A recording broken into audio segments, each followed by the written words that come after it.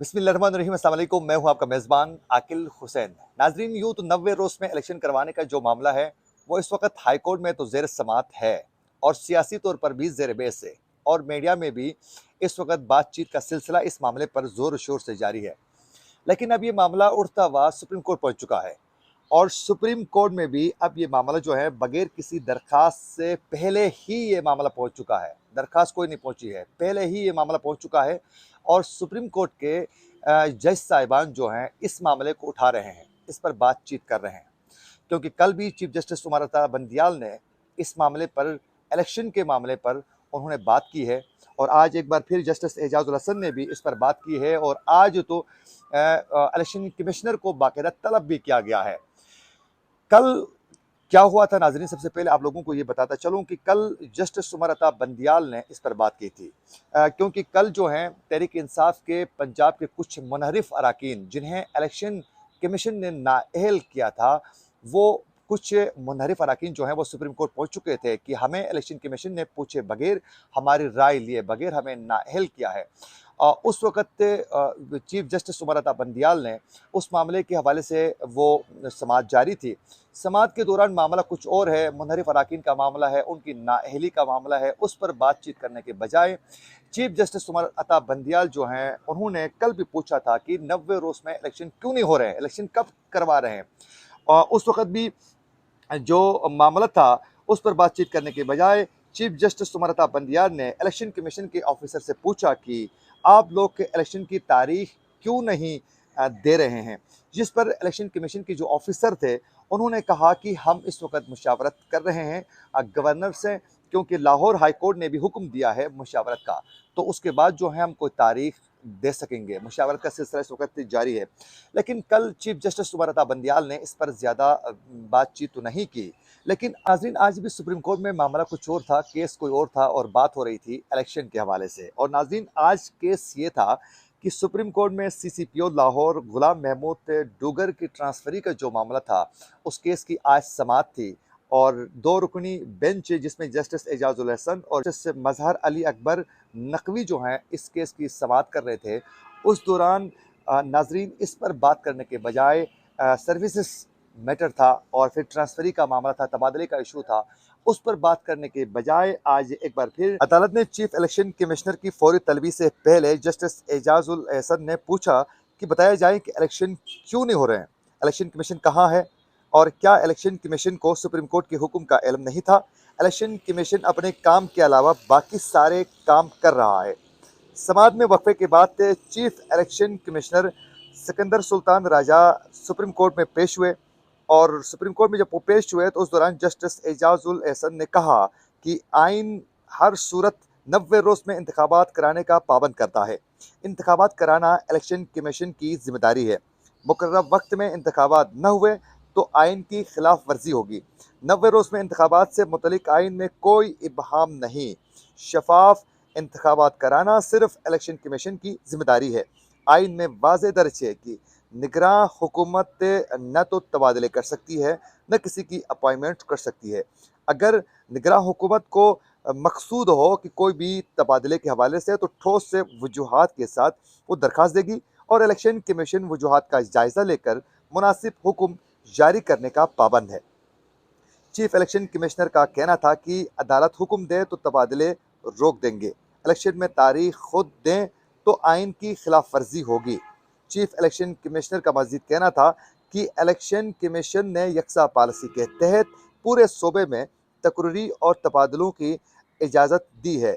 कुछ commissioner, DC, RPO वगैरह का ट्रांसफ़र ज़रूरी था। इलेक्शन कमीशन के इख्तियारात महदूद करने की कोशिश की जा रही है। उन्होंने अदालत में बड़ा इंकशाफ किया कि इलेक्शन कमीशन के इख्तियारात जो हैं उसे महदूद करने की कोशिश की जा रही है और फिर उन्होंने बता दिया कि आर्मी को सिक्योरिटी का कहते हैं तो वो सिक्योरिटी नहीं देते हैं। मातहत अदलिया ने 2018 में स्टाफ दिया, आज वो देने के लिए तैयार नहीं। हुकूमत इलेक्शन के लिए पैसे नहीं दे रही है। इलेक्शन कमीशन के इख्तियारात रोक दिए गए हैं। साफ और शफाफ इंतखाबात कैसे मुमकिन हो सकते हैं, यह इलेक्शन कमिश्नर का कहना था अदालत के सामने। और फिर जस्टिस एजाजुल एहसन ने इस्तफसार किया कि क्या आपने इस मामले पर हुकूमत से राबिता किया है, चीफ इलेक्शन कमिश्नर ने जवाब दिया कि हुकूमत को अपने तमाम तर मसाइल से आगाह किया है। उसके बाद इलेक्शन कमीशन ने इंतखाबात का मामला हवा में उड़ा दिया। ये कहना था जस्टिस एजाजुल एहसन ने, उनका ये कहना था कि अदालत ने ऐसा कोई हुक्म नहीं दे रही, आइन का एक एक लफ्ज हमें पाबंद करता है। इलेक्शन कमीशन ने इंतखाबात का मामला हवा में उड़ा दिया है, मगर तकर्री और तबादले की गाइडलाइंस बनाना इनको याद है। यानी जस्टिस एजाजुल एहसन जो हैं वो इलेक्शन कमीशन को मुखातिब करके कह रहे थे कि इंतखाबात का मामला इन्होंने हवा में उड़ा दिया है, मगर तकर्री और तबादले की गाइडलाइंस जो इन्होंने खुद बनाई है वो इन्हें बनाना और उस पर पाबंद रहना इनको याद है। उस पर चीफ इलेक्शन कमिश्नर का कहना था कि इलेक्शन कमीशन इंतखाबात का ऐलान नहीं कर सकता। इस पर जस्टिस मज़ाहिर नकवी ने सवाल किया कि किस कानून के तहत इलेक्शन कमीशन इंतखाबात का ऐलान नहीं कर सकता है। इलेक्शन कमिश्नर ने कहा कि गवर्नर या सदर इंतखाबात का ऐलान कर सकते हैं। आइन के आर्टिकल 105 के तहत इलेक्शन कमीशन इंतखाबात की तारीख नहीं दे सकता है, जिस पर जस्टिस एजाजुल एहसन ने कहा कि गवर्नर इनकार कर दें तो बाल इलेक्शन कमीशन के ग्राउंड में आ चुकी है। 90 रोज में इंतखाबात कराना ही आइन की मंशा है। चीफ इलेक्शन कमिश्नर ने कहा कि इलेक्शन कमीशन तारीख मुकर्रर करें तो आइन की खिलाफ वर्जी होगी। इस पर जस्टिस एजाजुल एहसन ने कहा कि मुकर्ररा मुद्दत में इंतखाबात कराना आइन की खिलाफ वर्जी नहीं होगी। आप आइन के साथ खड़े हो, अदालत आपके पीछे खड़ी होगी। इस पर अटॉर्नी जनरल का कहना था कि लाहौर हाई कोर्ट का फुल बेंच तकर्री और तबादले का मामला सुन रहा है। मुनासिब होगा कि अदालत लाहौर हाई कोर्ट के फैसले का इंतजार करे। अदालत को देखना है कि अपील करने पर इंतखाबात का केस सुनेगी या नहीं, जिस पर जस्टिस मज़ाहिर नकवी का कहना था कि सुप्रीम कोर्ट के अहकामात की खिलाफ वर्जी करते हुए तबादला किया गया। गुलाम महमूद डोगर का इलेक्शन कमीशन के कहने पर ही तबादला हुआ। आपने सुप्रीम कोर्ट के हुक्म की खिलाफ वर्जी की है। सुप्रीम कोर्ट के हुक्म पर अमल कराने का दूसरा तरीका भी आता है सुप्रीम कोर्ट को कि अगर हुक्म नहीं माना जाता है तो फिर हुक्म पर अमल दरामद करवाने के लिए उनका ये कहना था कि दूसरा तरीका भी आता है। ऐसे नहीं मानते हैं तो हम नोटिस देकर भी तलब कर सकते हैं। गुलाम महमूद डोगर के वकील आबिद जुबैरी का कहना था कि उनके मौकल को इलेक्शन कमीशन की ज़बानी हुक्म पर तब्दील किया गया है।